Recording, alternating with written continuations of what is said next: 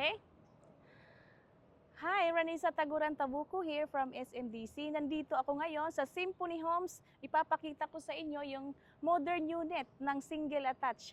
Ang single attach is 65.8 square meter. Din lang ang lot area niya is 120 square meter. Tara, ikutin natin yung buong area niya. So nasa labas mapapansin natin, ito po yung parking area niya. So pwede po yung dalawang car. Kasya po yung dalawang car. No? Okay, so tara, ikot natin sa likod. Ito, so this is the property lane. Start po dito yung property lane nyo. Okay? So makikita natin dito, yan. Yan, ito. So ibig sabihin, hanggang dito pa yung area nyo. So pwede kayong mag-expand hanggang dito. Okay? Papagawa nyo to kung anong gusto nyo ipapagawa dito. Okay? So yan. Ito po yung gilid. So start po yung property lane doon. Hanggang dito po yon sa property. So, hanggang dito po yung property nyo. Okay? So, yan. So, sa likod, ito po yung mapapansin natin. May area pa po na vacant dito. Okay? So, itong area na to, hindi na po ito sa atin. Pero, ito po talaga yung vacant. Yan. Pwede itong maikutan dito kasi itong single attach, wala po siyang katabi. Okay? So, separate private po talaga siya for the owner. Okay? So, from sa property nyo, meron po siyang pagitan na ganito kalaking space. Okay? So, iba na po ang may-ari dito. Yan. So, ito po yung magiging pagitan nyo sa bawat area nyo. Okay? Yan. So, ito po yung likod niya. Yan. Okay? Yan. So, balikan natin dito. Yan.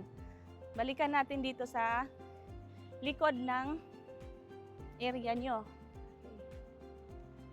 So, pagpunta natin ito, pagbalik natin dito ngayon, ito po yon. So, dito po, pwede po tayo mag-party kung meron pong occasions. Yan, so may bubong po dyan, so hindi po tayo mababasa. So, at the same time, pwede po siya magawing dirty kitchen. Okay, so, may lutuan po dyan, cabinets dito.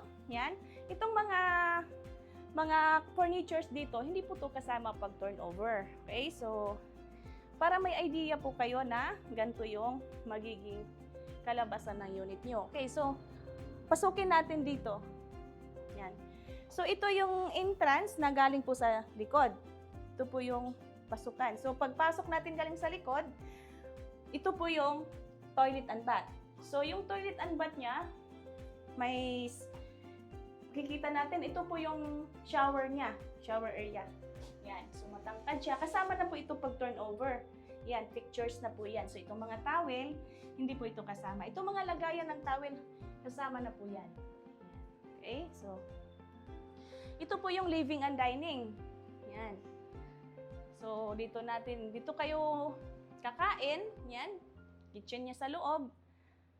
Ito po yung refrigerator niya. So, ito po yung mga example ng interior design. Pagkahalimbawa na napagawa nyo na. Pero, pagka turnover nito, bare lang po siya. Wala po siyang, hindi po siya ganito yung design. Example lang po ito. Yan. So, may cabinet dito. Yan. Lagayan dito ng mga kailangan nyo sa kitchen. Yan. Okay, so habang kumakain kayo dito, maluwag naman siya. So, because this is 65.8 square meter. Yan. So, bahay. Okay, so habang kumakain kayo dito, pwede nyo itong buksan para kung gusto nyo ng fresh air, yan. Yan, ito po yung ambience niya. Okay? Yan. So, dito naman sa hagdanan, so may design na po siya, oh, para may idea po kayo, wow, ganito pala yung design niya pagka pinagawa natin ng ano. Yan. So, meron pa po siyang space dito sa ilalim. Pwede po nating lagyan dito ng sapatos or mga importanteng bagay na hindi nyo ginagamit. Yan. Ito po yung living. Yan. So, yan po yung TV. Yan. Built-in yung cabinet. Yan. Puntahan natin yung second floor because this is 2-story, no?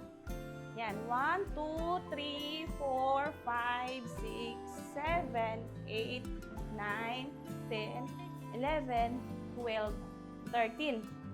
Okay? Yan. So, ito po yung taas niya ng single attach. So, may window po siya dito. Buksan natin. Buksan nyo lang dito pag gusto nyo ng fresh air. So, dito po yung aircon. Yan. So, may space pa talaga siya. So, pangalawang toilet and bath. So ito yung ano niya. May shower area din sa second toilet and bath. Sa second floor. Okay? Itong single attach, dalawa po yung bedroom niya. So, this is the first room. Depende na po sa inyo kung work from home kayo. So, dito na po kayo mag-work. Gawin yung office. So, pwede din siyang gawing higaan. Yan. So, cabinet dito sa mga gamit nyo. And this is the master bedroom. So, makipapansin natin, malaki po siya. Ito po, king size. King size po itong kama. Okay? So pag pwede kayo umupo dito, tingnan nyo yung surroundings nyo. Nandyan lang pala yung car ko. Okay, maganda naman, dalawa yung car ko dyan nakapark sa labas. Diba? Okay, so, dito tayo. So, galing tayo sa master bedroom. Ito po yung, yan, dito yung cabinet. Yan, dito yung mga damitan nyo. Yan dito yung laptop or, yan. So, may nakaredy na pong mga outlet dyan. Then, pwede nyo pong buksan tong window glass. Okay, so, sa master bedroom, dito po yung access niya for veranda. So, yan, dito mapapansin natin. Maluwag naman yung veranda niya. Pwede pa tayo maglagay ng table and chairs dito. Yan. Tapos makikita natin yung paligid natin kasama yung partner nyo or yung pamilya nyo. Yan. Yan. Ito po yung maganda sa single attach. Makakalanghap kayo dito anytime ng hangin na presko. Yan. Okay? So again, this is Aria single attach unit. 2 bedroom, no? 2 bedroom siya and 2 toilet and bath. Then, for more questions, kontakin nyo lang po ako sa contact number na to. Yan. So, direct nyo ako makukontak niyan, makakausap sa WhatsApp and Viber. Then, meron din po akong YouTube channel para makikita nyo kung ano pa ba yung mga ino-offer ni Miss Ranisa na kasi pwede ako sa condo, house and lot. Yan. Doon nyo makikita kung ano po yung mga bagong video ko, kung ano po yung mga preferred nyo na property. Okay? So, punta lang po kayo sa Ranisa The Nice Place. Okay? Again, Ranisa The _nice place. Okay? So, yun lang. Thank you for watching.